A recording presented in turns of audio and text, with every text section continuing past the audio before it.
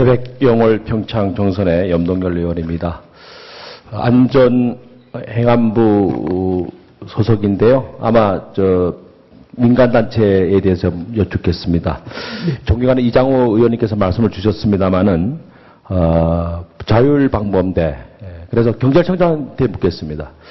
자율방범대가 전국에 한 10만 3천 명대죠. 예, 그렇습니다. 그 방범대가 경찰 조직에 많은 역할, 기능하고 있죠.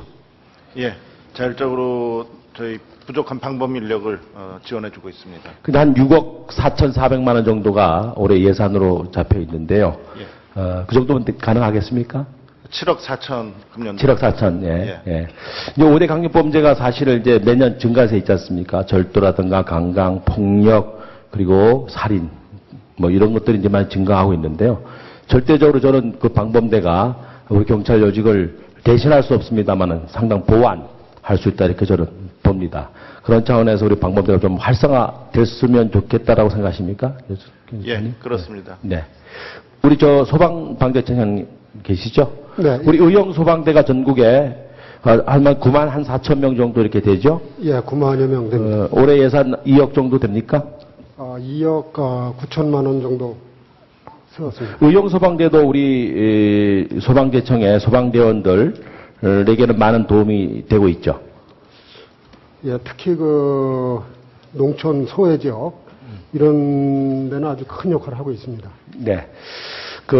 우리 기획재정부 장관님께서 말씀을 주셨습니다만은 이 두 조직은요, 다른 봉사단체는 다릅니다. 저희 조직에도 이 두 조직이 남녀로 해서 각 시군마다 몇백 명씩 이렇게 잘 시스템적으로 되어 있기 때문에 가끔 제가 방범대 행사나 의용소방대 행사 가면 굉장히 뿌듯하게 느껴집니다. 일반적으로 봉사를 합니다만은 어떻게 보면 안전을 담보로 하고 있고 또 때로는 생명까지도 담보로 하는 봉사이기 때문에 일반 단체와는 좀 봉사 개념으로 단체와는 좀 다르게 볼 필요가 있다. 이렇게 저는 생각합니다. 그런 차원에서 국가가 저는 이런 분들에 대해서 지원을 좀 아끼지 말고 세심한 배려가 필요하다. 이렇게 생각하는데 차관님 어떻게 생각하십니까?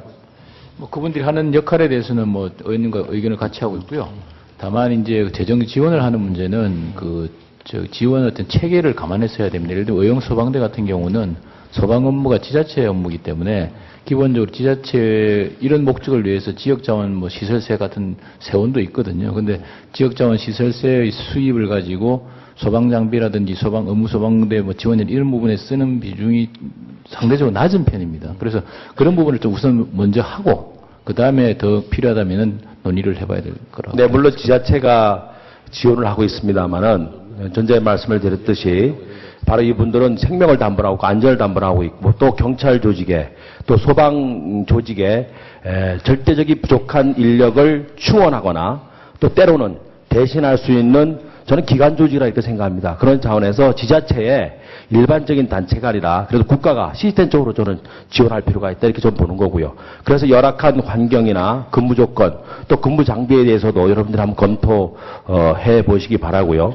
두 번째는 이런 분들이 혹시 사고를 당했었을 때 보상제도라든가 보험제도 이런 것도 국가가 저는 정비할 필요가 있다. 저는 이렇게 봅니다. 그런 차원에서의 꼭 예산만을 늘려주는 것이 아니라 이런 여러 가지 명예스럽고 또 지역의 자기 안전을 담보로 하기 때문에 국가 시스템적으로 체계적으로 조직 관리할 필요가 있다. 이렇게 저는 봅니다. 안행부 장관님 동의하십니까? 네, 동의합니다. 염 의원님께서 그 안전을 책임지고 일하는 공무원뿐만 아니라 민간 부분에 대한 부분도 염려를 해주셔서 감사하게 생각합니다. 저는 잘만 쓰면요. 경찰 인력 부족한데 또 늘려야 되겠죠. 소방대원 늘려야 되겠습니다만은 이런 조직을 통해서 절대적 도움도 받지만 또 그분들로 하여금 사회적 질서도 함께 동시에 이룰 수 있는 그런 효과를 누릴 수 있다 이렇게 생각을 합니다. 그런 차원에서 유입해서 우리 기획재정부나 또 안행부 장관님께서 각별한 관심 있어 주시기 바랍니다. 고용복지수석 나와 계시죠? 나와 계십니까? 네, 산업통상부도 관련하십니까? 네.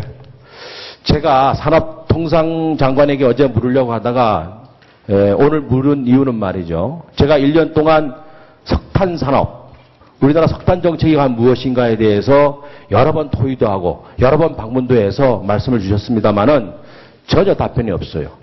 제가 본의원이 알고 있는 것은 우리나라 석탄 정책은 없다, 비어있다 이렇게 제 생각을 해서 오늘 직접 비서실에 말씀을 드립니다. 우리나라 산업 석탄 합리화가 1989년에 340개 정도의 석탄이 합리화를 통해서 5개만 남았습니다.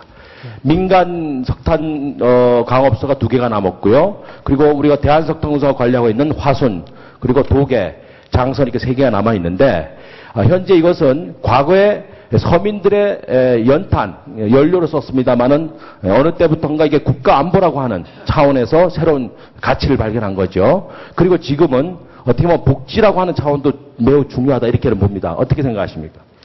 네, 뭐 그런 면도 있습니다만 지금 현재 연탄이 다른 연료에 비해서 너무 지나치게 싸기 때문에 그로 인한 그런 어떤 수요 증가도 상당히 많은 것을 알고 있습니다. 그렇지만 이것은 유사시에 국가 안보입니다. 지금 우리가 전기가 모자란 우리나라에서 만약에 겨울에 유사시에 문제가 생겼다고 한다면 이걸 어떻게 하겠습니까? 저는 매우 혼란이 있을 거라 봅니다. 그런 차원에서 2000년도에 900만 톤 정도의 비축량이 있었는데요. 이것을 늘리지 않고 살금살금 갖다 써서 지금 90만 톤 정도뿐이 안 남았습니다. 90만 톤 정도면요, 1년에 쓸 수가 없어요. 몇 개월도 쓸 수가 없습니다. 이것이 국가 안보, 국가 에너지로서 이렇게 비축량을 갖고 있다는 것은 엄청난 혼란을 겪을 수 있다. 이것은 저는 우리 고용복지수석께서 대단히 심각하게 생각해야 합니다. 그래서 지금 매년 10만 톤, 5만 톤씩 갖다 쓰고 있는데요. 지금도 210만 톤이 필요한데 180만 톤만 생산하고 있습니다. 그래서 25만 톤을 수입하고 있고 5만 톤을 지금 비축탄을 쓰고 있는데 이 대책이 좀 필요합니다. 어떻게 생각하십니까? 예, 그 부분은 의원님 말씀은 이제 복지 차원에서 많이 말씀을 하시는데 다시 산업적인 측면에서도 생각을 좀 해봐야 될 것 같습니다. 제가 산업적인 측면에서 말씀을 드릴 겁니다. 국가 안보적인 측면에서 말씀을 드리는 것이고요. 예, 지금 우리나라에 생산되는 것은 주로 무연탄이고요. 무연탄을 지금 심지어 발전용으로까지도 쓰고 있습니다. 근데 발전용으로 쓸 적에는 그거를 무연탄을 갖다 떼기 위한 별도로 시설을 좀 해야 연탄만 만드는데 210만 톤이 필요합니다. 근데 180만 톤만 지금 생산하고 있고요. 30만 톤 중에서 5만 톤은 비축탄, 그리고 25만 톤은 수입해 쓰고 있는 거 아닙니까? 그렇게 알고 계시죠? 절대적으로 연탄을 만들고 있어요. 그럼 지금 전기가 모자라고 있고 유사시에 이 비축탄을 어떻게 하겠느냐 하는 겁니다. 정부의 산업 석탄 정책이 뭡니까? 감산입니까? 증산입니까? 유지입니까? 저는 몇 번 산업통상부에 문의를 해도 이 석탄 산업에 대해서 한 번도 답변을 들어본 적이 없어요.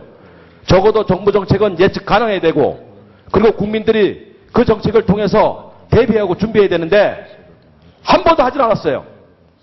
1년 6개월 동안 이 답변을 듣고자 했는데 정부 정책이 뭡니까? 뭡니까?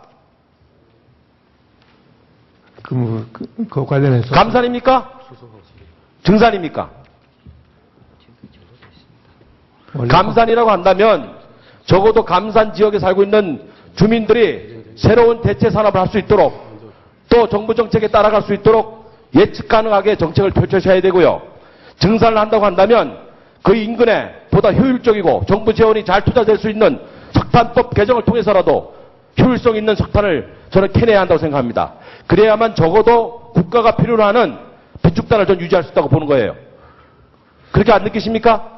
의원님의 생각은 충분히 알았습니다. 그러나 어쨌든 검토해 주시고요. 예, 알겠습니다. 산업통상 장관하고 또 그 담당 과장들하고 한번 토의해 주신 다음에 그 결과를 저에게 좀 알려주시면 좀 고맙겠습니다. 예, 알겠습니다. 진폐 환자 아시죠?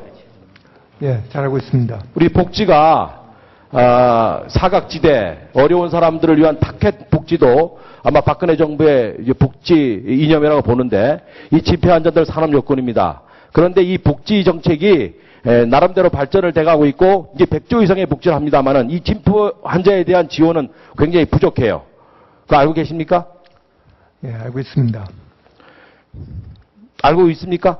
알고 있습니다. 네. 네, 그래서 의증 대상이라든가 또 폐렴이 진폐한제 합격적으로 좀 될 수 있도록 하거나 여러 가지 제도를 다시 한번 검토해 주셔서 진폐연자가 사각지대에서 어려움을 겪지 않고 산업역구로서의 당당한 보상을 받을 수 있도록 부탁의 말씀을 드리겠습니다. 알겠습니다.